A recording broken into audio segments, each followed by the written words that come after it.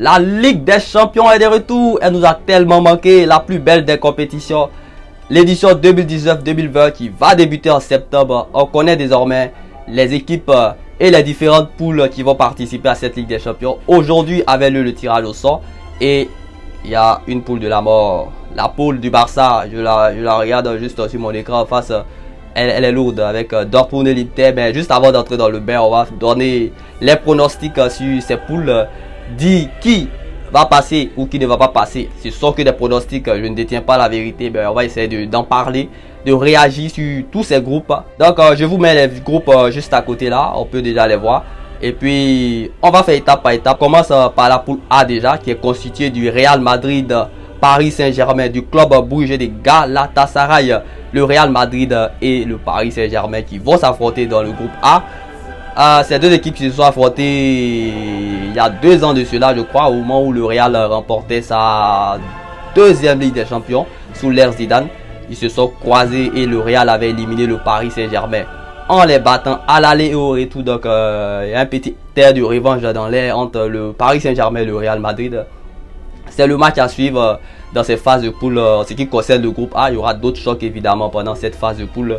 Donc Paris et Real sont évidemment favoris et je pense que favoris pour tout le monde. Ça c'est une évidence. Si l'une de ces deux équipes ne passe pas au prochain tour, ça sera un coup de tonnerre. Surprise. Passons désormais au groupe B qui est constitué du Bayern Munich, de Tottenham, d'Olympiakos et de l'Étoile Rouge de Belgrade. Là aussi le Bayern et Tottenham, ça c'est une affiche nouvelle à laquelle on va assister. Ces dernières années en Champions League, cette affiche, on n'a pas vu du tout. Moi, en tout cas, mes souvenirs, je ne pense pas que cette affiche ait eu lieu. Donc, c'est une affiche nouvelle. Les affiches nouvelles, c'est toujours excitant de voir ce que ça va donner. Avec ce Bayern qui entame une nouvelle ère avec les départs de Robben, Ribéry. Ça sera vraiment intéressant de voir ce qui vaut cette équipe cette année. Contre les Spurs de Tottenham. Donc, évidemment, aussi dans ce groupe B, les deux favoris, c'est Bayern, Tottenham. Aucune surprise là, normalement, pour les favoris. Après, à la réalité du terrain. Dans toutes les éditions de Champions League, il y a toujours des surprises, des équipes auxquelles on ne s'attendait pas et qui finissent par se hisser en 8e de finale. Mais là, logiquement, Tottenham et le Bayern devraient passer. Passons désormais à la poule C où Manchester City est très relax dans son groupe. Un groupe largement à la portée de Manchester City qui devra faire face au Shakhtar Donetsk, Dinamo Zagreb et l'Atalanta Bergame. City naturellement terminera premier sans doute de ce groupe. La seconde équipe c'est un peu plus compliqué. Shakhtar Donetsk, équipe qui est habituée à la compétition. Mais je crois que l'Atalanta, l'année dernière, ils ont réalisé une très belle campagne en Serie A. Si ça joue au même niveau cette année, je crois que l'Atalanta pourrait se qualifier en position 2 derrière Manchester City dans ce groupe. L'Atalanta est une équipe qui joue très bien au ballon. Je les vois se qualifier avec Manchester City dans cette poule C. Et la poule D, c'est la poule où la Juve va affronter l'Atlético de Madrid. Ils seront accompagnés du Bayer Leverkusen et du Lokomotiv Moscou.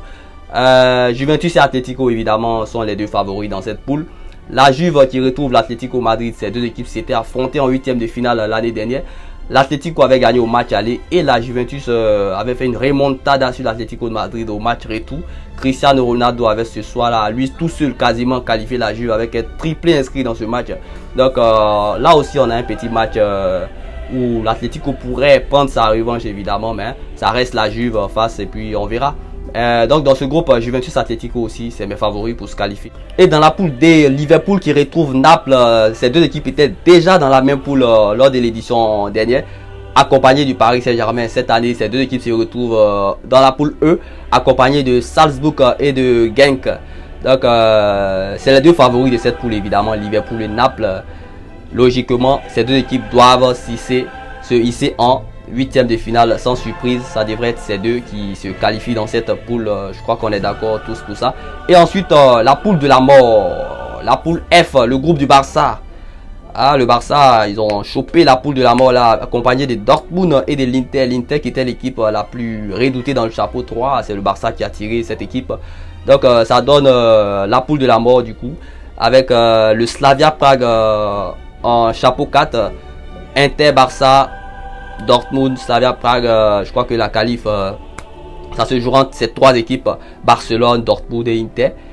Donc le Barça devra être déjà d'entrée très concentré dans cette Ligue des Champions parce qu'ils n'ont pas des petites équipes dans leur poule. Ça ressemble quand même à la poule de la saison dernière.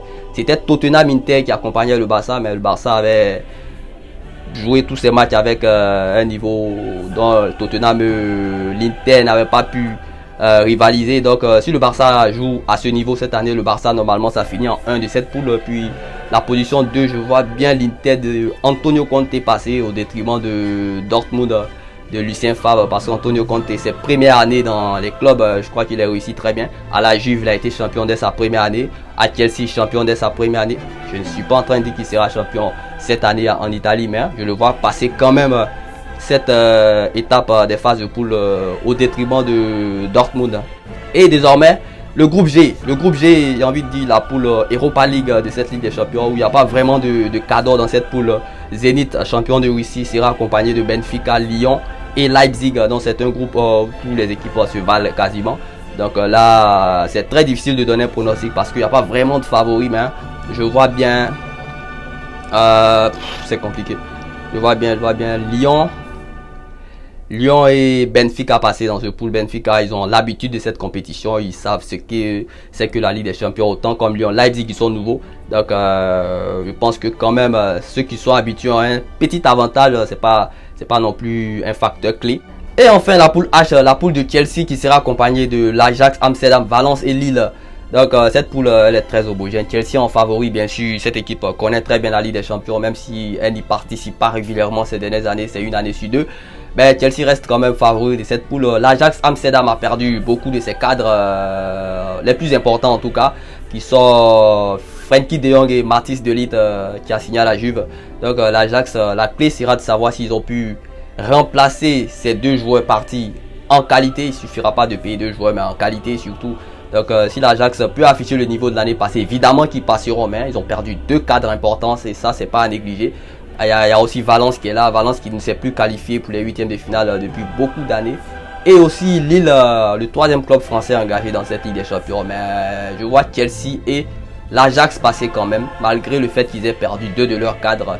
Je crois qu'il y a quand même la continuité, il y a une vraie philosophie de jeu dans ce club. Donc même avec deux joueurs qui sont partis, si la philosophie reste, elle peut facilement être assimilée par les nouvelles recrues, si elles se sont bien intégrées. Donc c'était un peu mes pronostics pour ces phases de poule de la Ligue des Champions. C'est déjà la fin de la vidéo. Normalement on se retrouvera le samedi pour le débrief de Juventus Naples. J'avais annoncé Arsenal Tottenham, mais je n'étais pas encore au courant qu'il y aurait Juventus Naples. Pas parce que Juventus Naples était un plus grand match qu'Arsenal Tottenham, mais depuis le début je fais des débriefs sur l'Angleterre et j'ai trouvé opportun d'enfin se plonger sur un autre championnat. Donc on se dira le samedi. On n'oublie pas de s'abonner et de liker la vidéo.